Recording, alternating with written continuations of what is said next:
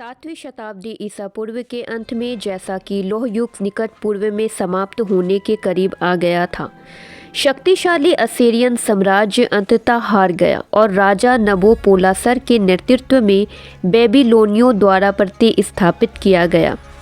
यद्यपि नबोपोलासर ने नव बेबीलोनियों साम्राज्य की स्थापना की, यह उसका पुत्र नबूकदनेस्सर द्वितीय था, जो साम्राज्य का विस्तार करने और बाबुल को उसके पूर्व गौरव को लौटाने में सफल रहा। हम्मुराबी के शासन के बाद 1000 वर्ष में यह पहली बार था कि बाबुल मेसोपोटामिया पर हावी हो गया। बाइबल में उनके चित्रण के बारे में पहले ही लिखा गया था कि नबूकदनेस्सर को यहूदी लोगों का दमनकारी और क्रूर शत्रु माना जाएगा।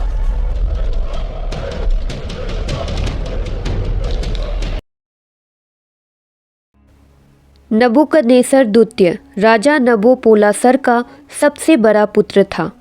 उनका जन्म 642 ईसा पूर्व में हुआ था। संभवतः उसका नाम उसके दादा के नाम पर रखा गया था, जो राजा अशुर्बनिपाल के शासन में उरुक शहर में एक राजपाल था।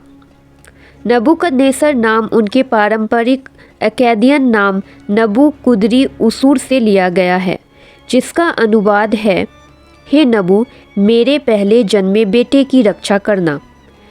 नबू मेसोपोटामिया के शास्त्रीय साक्षरता और ज्ञान के संरक्षक देवता थे। बेबीलोन के युवराज के रूप में नबूकदनेस्सर 609 ईसा पूर्व में हारान शहर को जीतने के लिए अपने पिता के अभियान में भाग लिया, जहां अंतिम असीरियन अश्शुर-उबलित द्वितीय ने अपने शेष सेना इकट्ठा किया था। हारान की लड़ाई ने नव अशाशुर साम्राज्य की अंतिम हार का नेतृत्व किया। इसके बाद नबूकदनेस्सर को पदोन्नत किया और अपने पिता के साथ सैनिकों का प्रहार लेना शुरू किया। दोनों ने मिलकर एक पहाड़ी पर एक सेना का नेतृत्व किया। 607 ईसा पूर्व अशाशुर के उत्तर के क्षेत्र में उसके पिता के बाबुल लौटने के बाद नबूकदनेस्सर ने कमांडर इन चीफ के रूप में सेवा करते हुए स्वतंत्र संचालन का नेतृत्व करना जारी रखा और प्रमुख जीत हासिल की, जिसने क्षेत्र में नई महाशक्ति के रूप में बाबुल की स्थिति को मजबूत किया। उसी समय मिस्र के फिरौन नेचो द्वितीय ने अपनी सेना का पुनः स्थापना की।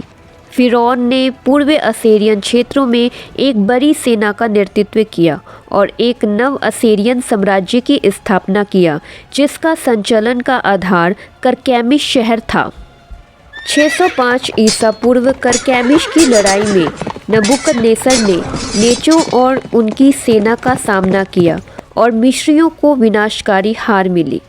करकैमिश में मिस्रियों पर नबूकदनेस्सर की जीत की गूंज पूरे इतिहास में सुनाई देती है। यह कई बात के खातों में दिखाई देती है, जैसे यिर्मयाह की किताब और राजाओं की पुस्तक हिब्रू बाइबल में। अब आपको हम ये बता दें कि हिब्रू बाइबल क्या है। इस बाइबल में आपको उत्पत्ति से मलाकी तक की पुस्तक मिलेगी, जो यहूदी लोग पढ़ते हैं, और ये यहूदी लोग का धर्म ग्रंथ है।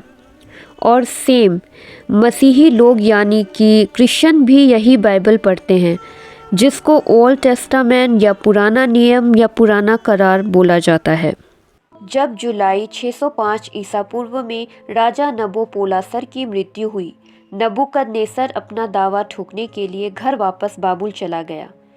अपने छोटे भाई नबूशमलीशर के सामने सिंहासन को चुराने का मौका था। इस बात के बाद फिर से दस्तावेजों में नबूशमलीशर का जिक्र नहीं किया गया। इतिहासकारों का अनुमान है कि उन्होंने संभवतः एक असपाल विद्रोह का नेतृत्व किया, जिसके परिणाम स्वरूप उनकी मृत्यु हो गई।